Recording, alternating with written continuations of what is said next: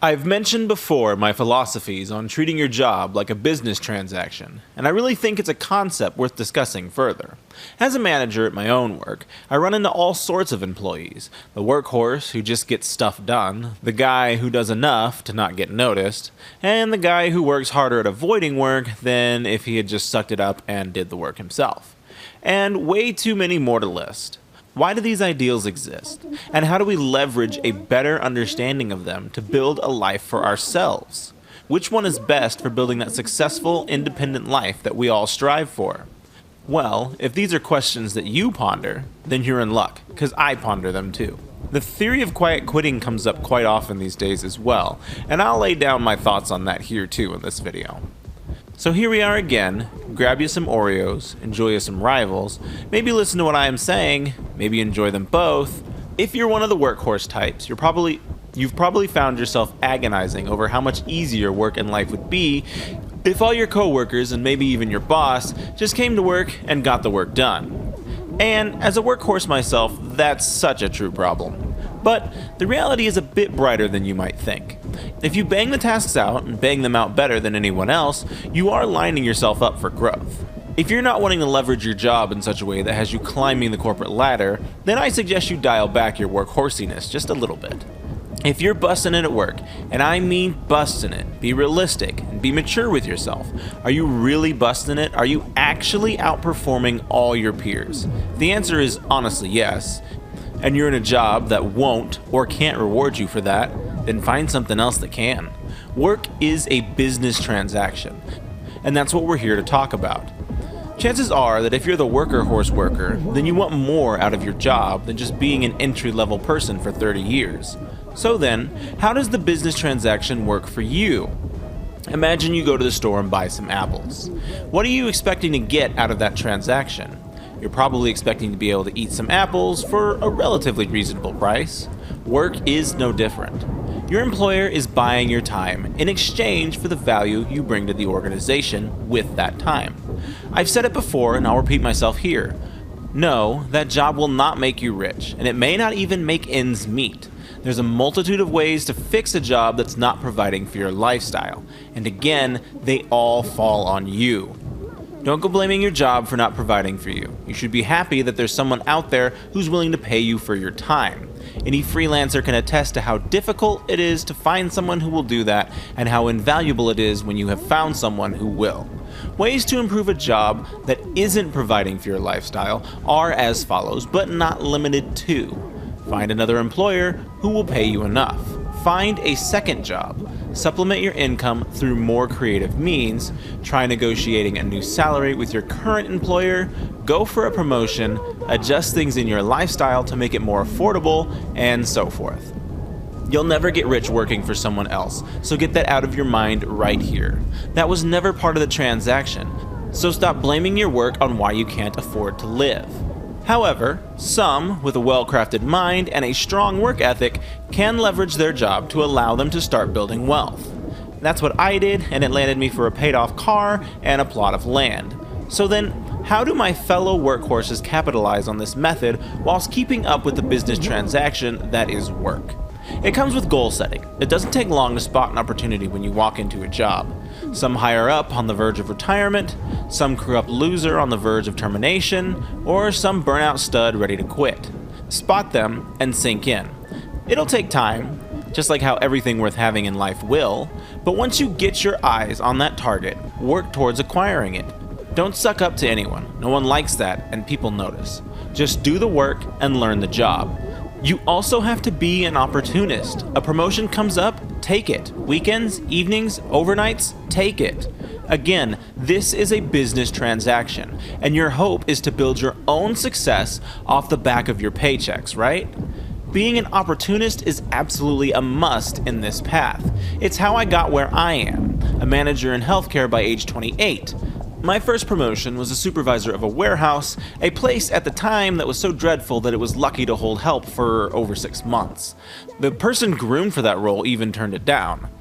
I took it, workhorsed it, and revamped the whole thing. The culture, the working environment, the processes, and I began building my own financial wealth with my new escalated pay rate.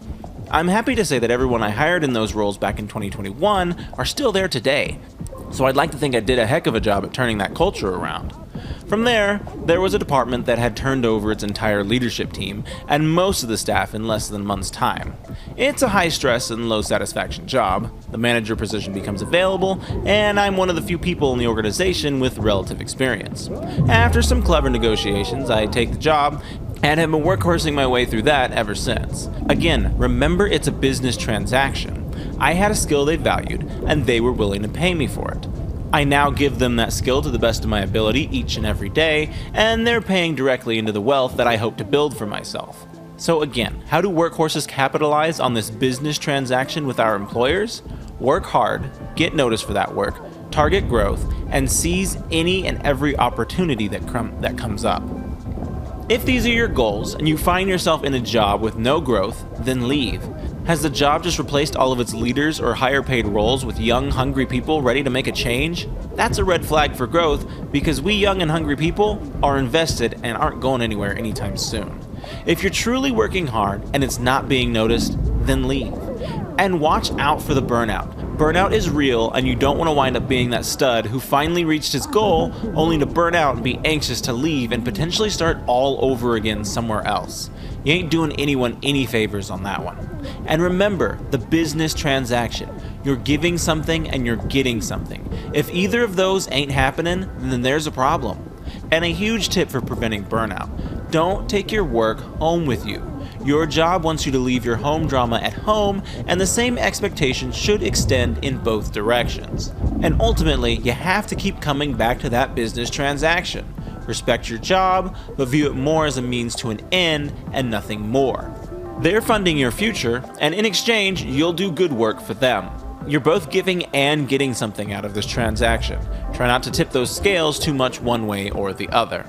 And never lose sight of your goals. That's why you're here. Stay hungry and avoid becoming complacent, because you have a plan to succeed on your own, and your job is ultimately funding that plan. If you're our coaster, our keep our head downer, our don't bother me, let me do my thinger, then I got news for you. There's success in your future too. Although you may not stand out as much as the workhorse, and you probably don't want to be that guy either, but I promise you, you do get noticed, and almost never for the wrong reason.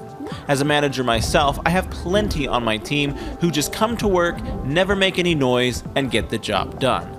They just come in, work, do their work, and leave.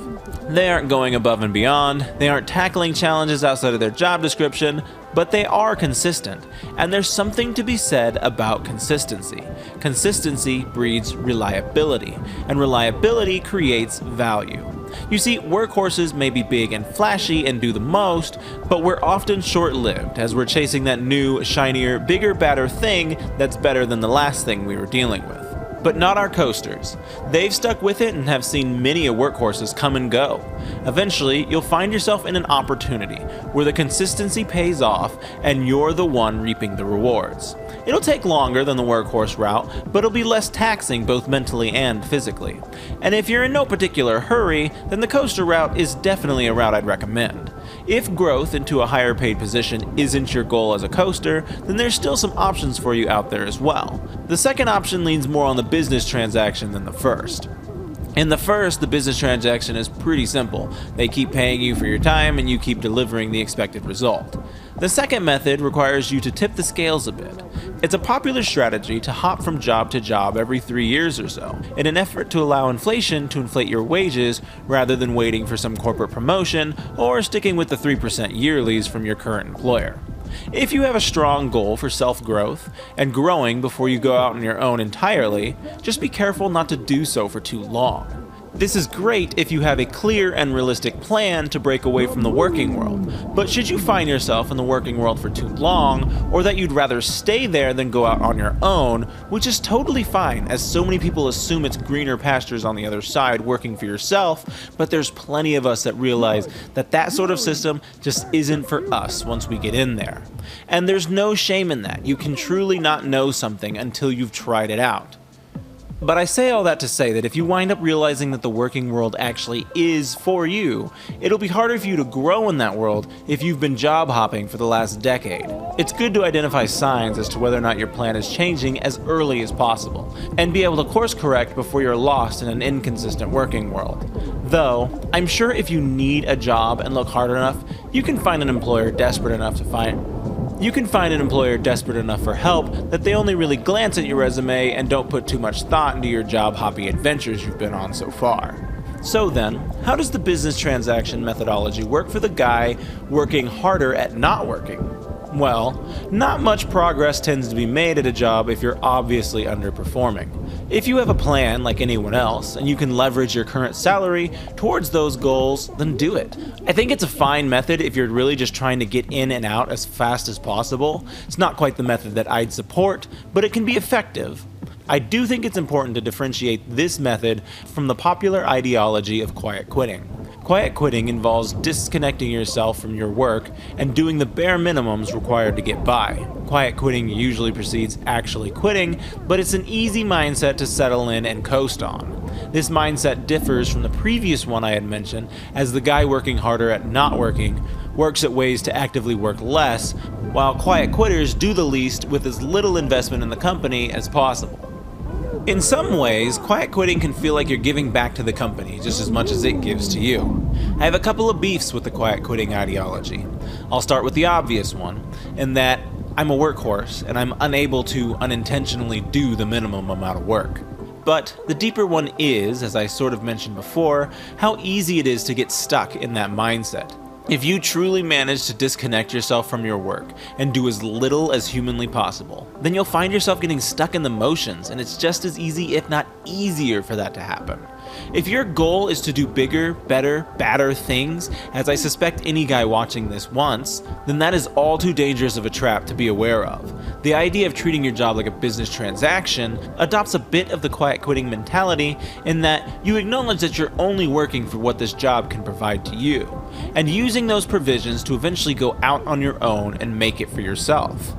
To understand that work stays at work and that home stays at home, where my idea of a business transaction differs is that I expect you to respect your job for the opportunities it can provide you, where quiet quitting has you doing the least possible and caring as little as you can. My methodology has you giving a solid effort in the 8 hours you're there. I feel it helps you with a healthier and happier mindset, as your mind tends to feel more positive if you feel like you've accomplished something in your day rather than quietly quit your way through it.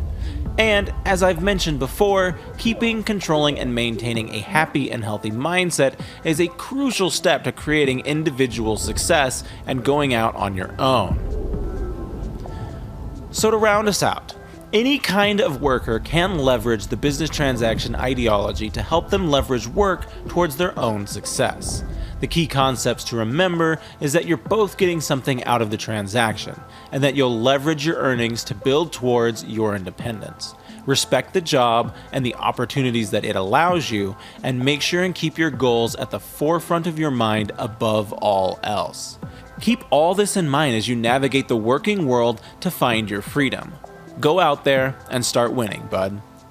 I write my own fiction novels and have my own animation here on YouTube. If you want to support me, I'd love for you to check those out. Links in the bio. Now go out there and seize this life, bud.